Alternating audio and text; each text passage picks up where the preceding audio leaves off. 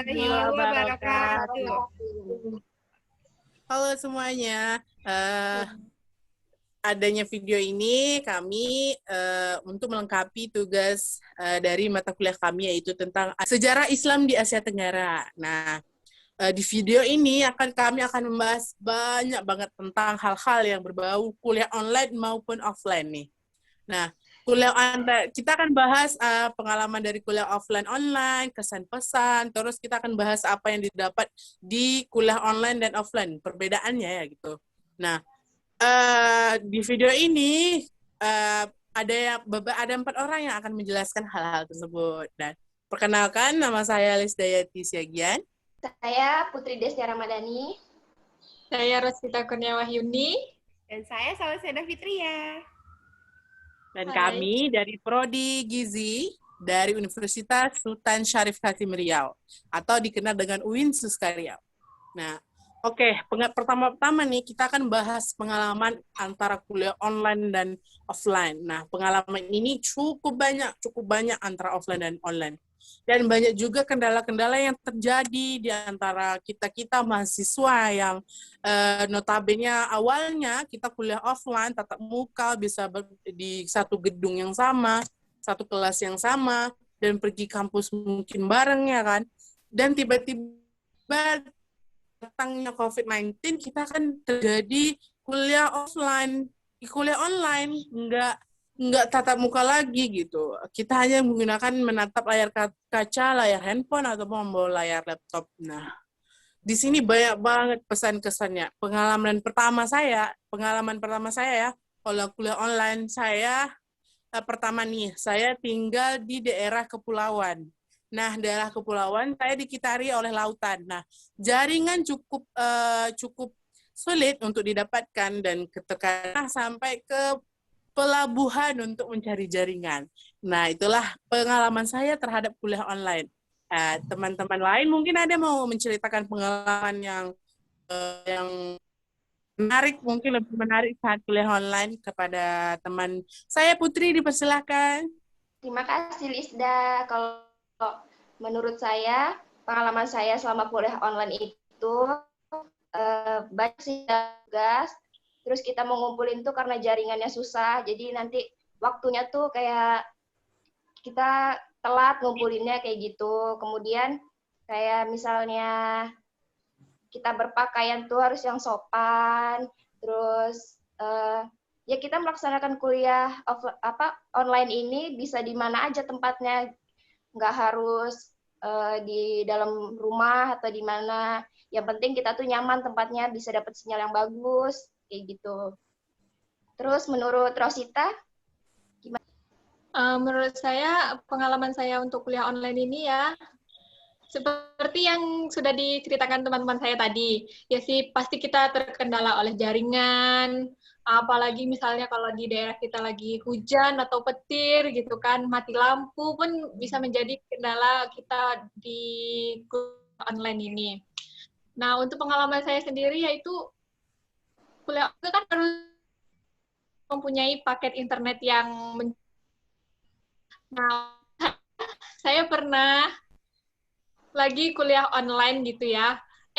Tahu-taunya kenapa nih kok Zoom saya tuh macet gitu kan, berhenti. Saya kira jaringan saya yang jelek gitu. Jadi saya sudah muter-muter, saya pindah-pindah tempat, dan ternyata itu paket internet saya yang habis, dan di situ saya sudah rasanya kesel banget gitu ya. Nah, itulah salah satu pengalaman saya untuk kuliah online ini. Bagaimana dengan Salu? Kalau ngomongin soal pengalaman ya, waktu itu saya ingat banget, waktu itu lagi mata kuliah SIAT juga. Saya tuh lagi dalam perjalanan menuju ke kampung. Nah, karena ada acara gitu. Ternyata saya tuh hari itu presentasi gitu. Jadi bayangin aja saya presentasi di dalam mobil, keadaannya pasti ribet banget sih. Tapi untungnya Bapak maklumin sih, terus kayak gitu sih. Udah. Selanjutnya balik lagi ke Lisda. Oke, nah udah kita ceritain pengalaman. Nah, pasti ada kesan nih tentang kuliah online maupun offline. Tapi kita lebih spesifik ke online ya kan. Nah, jadi apa sih kesannya di kuliah online ini gitu? kepada Kak Salu, boleh deh ceritain kenapa, apa kesannya di kuliah online gitu. Wah, kalau ngomongin kesan kuliah online ya, pasti lebih banyak kesan kuliah offline. Tapi kalau misalkan kesan kuliah online itu sebenarnya lebih efektif kita kuliah offline. Tapi kesannya sih lebih ke kayak mungkin kayak iya ya kata Ros tadi jaringan susah atau mungkin habis kuota.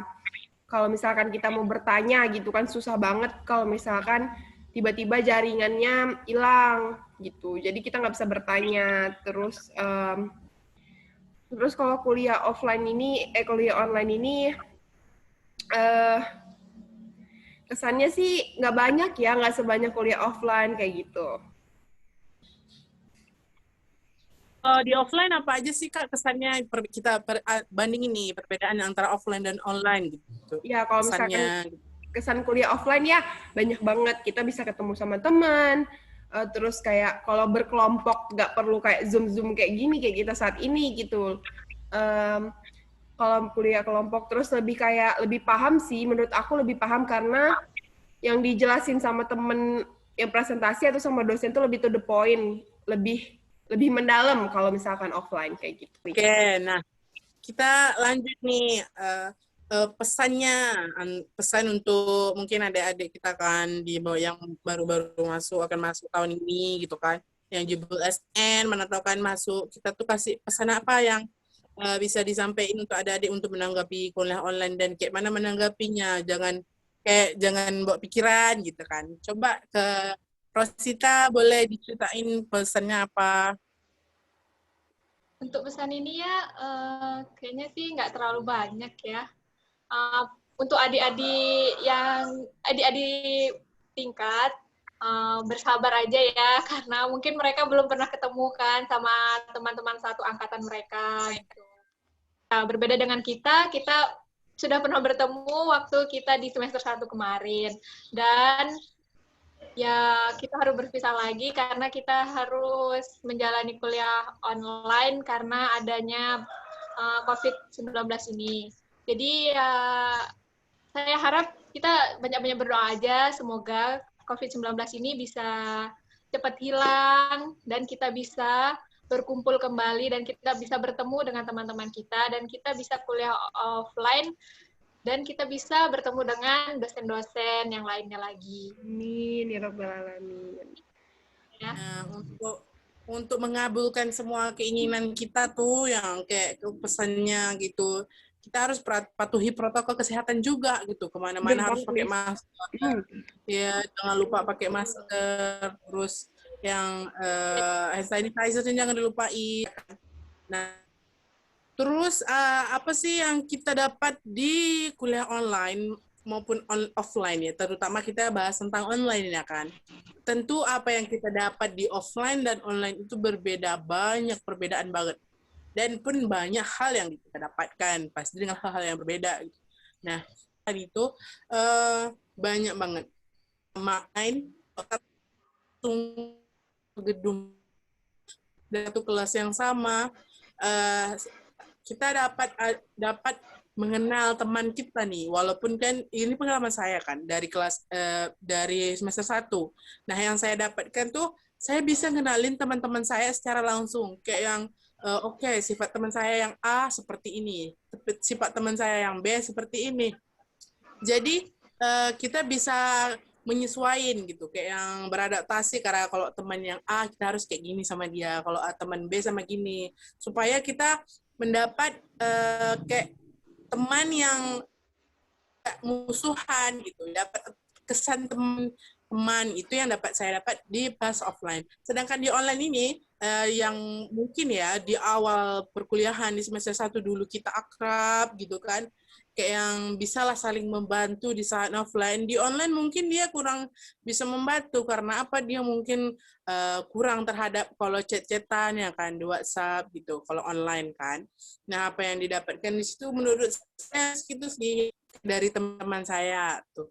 Kalau menurut Putri gimana? Apa yang didapat pas online dan offline nih perbedaannya? Oke, nah, terima kasih Lisda. Kalau menurut saya yang saya dapat itu selama kuliah online ini, kayak misalnya kita nih lebih bisa menambah wawasan tuh lebih banyak, karena kan selama kuliah online ini kita selalu menggunakan Google atau internet gitu kan untuk nyari referensi dari tugas-tugas, kayak bikin video kayak gini kan kita jadi bisa berkaryanya tuh lebih luas kayak gitu. Kalau misalnya kuliah offline, tugas-tugas kita tuh harus berpatokan sama buku seperti itu, kayak harus ke perpustakaan. Kalau online kan kita pakai Google, terus Kadang macam-macam. referensinya abal-abalan juga ya Putri, kayak yang dari Brandly ya kan. Nah, kalau offline Ya, kita bisa dari kampus. Pasti andalan. perpus. ya sumber-sumbernya lebih banyak kayak Ya. gitu. Nah, terus kalau menurut Ros gimana nih apa yang didapatkan online dan offline-nya nih? Menurut saya ya, kalau saya pribadi untuk kuliah offline itu apa yang dijelaskan atau apa yang kita dapat dari khususnya mata kuliah gitu ya, itu menurut saya lebih banyak yang masuk ke otak saya gitu kan, daripada kuliah online ini. Karena gimana ya, apalagi misalnya kita terkendala oleh jaringan. Jadi ketika dosen kita menjelaskan, jaringan kita terputus. Jadi gimana ya, jadi kurang aja gitu ya masuk ke dalam diri kita gitu kan. Ya, saya berharap sih kita bisa menjalani kuliah offline lagi gitu ya. Ya, amin ya. Kayak lebih apa yang didapatkan tuh lebih materi yang didapatkan lebih masuk ke otak enggak sih, lebih mudah dipahami dibanding online ya Iya. kan. Terus maksudnya kayak gitu. Nah, terus selanjutnya nih apa sih yang didapatkan dari antara online dan offline menurut Salu? Gimana menurut Salu? Aduh, ngomongin apa yang didapat ya kuliah online itu sebenarnya nggak sebanyak kuliah offline. Tapi kalau kuliah offline mungkin lebih ke kalau kerja kelompok ya. Kerja kelompok itu kelihatan banget. Kalau kuliah offline kan kita bisa bisa kerjain bareng-bareng, terus cari referensi bareng ke perpustakaan kayak gitu. Tapi kalau kuliah online ini kayaknya yang bekerja tuh nggak semaksimal yang kuliah offline gitu. Jadi bener-bener nggak semaksimal itu gitu. Kadang ada yang kerja, kadang juga enggak. Kayak gitu. Ya, sekarang kan Kak Salu kita mau bikin video, kalau seandainya offline ini bisa rekam aja gitu kan. Kalau sekarang kita harus pakai Zoom kayak gini. Sekarang ya aja kan? kita pakai Zoom kan. Tuh kayak gitu. Iya, benar.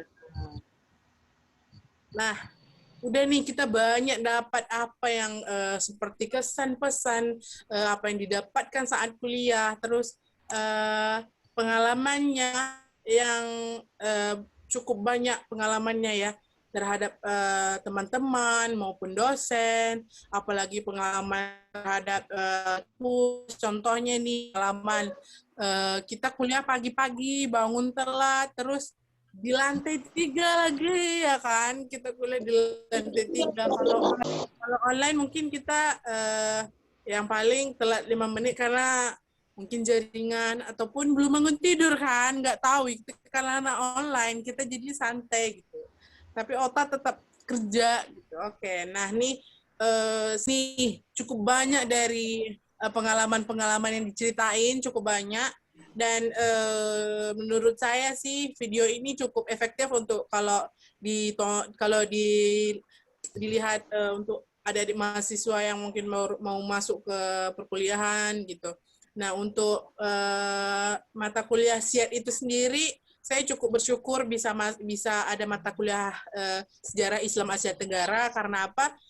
Mata kuliah ini kita bisa tahu tuh, kita seharusnya kita nggak tahu sejarah Islam di Kamboja kayak mana, sejarah Islam di Thailand kayak mana. Jadi dengan adanya mata kuliah ini kita lebih leluasa gitu, lebih luas pengetahuan tentang ajaran Islam yang masuk di negara-negara yang ada di Asia Tenggara gitu. Cukup menarik ya mata kuliah sejarah Islam Asia Tenggara ini yang belum pernah dapat di SMA ataupun di SMP dulu gitu, yang sedikit unik gitu.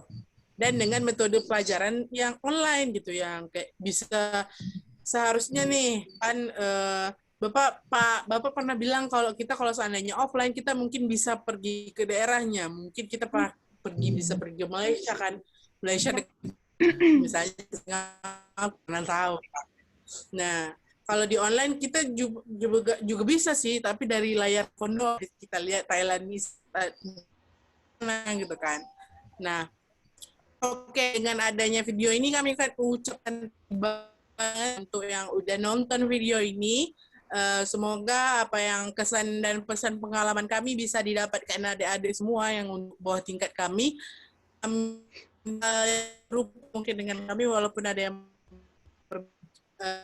semoga video ini dapat membuat adik-adik merasakan dengan kami cerita bisa membantu gitu. Seperti apa pengalaman saat kuliah offline. Sekian dari video Lisda Yati Siagian. Saya Putri Desya Ramani. Saya Sita Kurnia Wahyuni. Dan saya Fauzada Fitri ya. Saya mengucapkan terima kasih. Assalamualaikum warahmatullahi wabarakatuh. Dadah. Ayo.